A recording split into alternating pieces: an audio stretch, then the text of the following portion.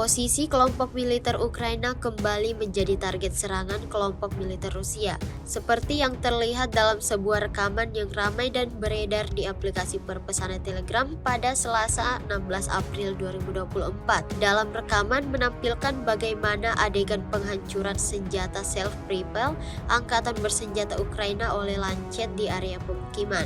Diketahui kemudian berdasarkan keterangan unggahan, insiden brutal ini berlangsung di arah Cherkasy, wilayah Kharkov. Sejauh video ini beredar, tidak diketahui pasti berapa korban yang tewas dan terluka dalam insiden ini. Namun hingga saat ini belum ada tanggapan resmi yang diberikan Serdadu Infanteri Ukraina. Video ini viral dan menuai beragam komentar dari warganet.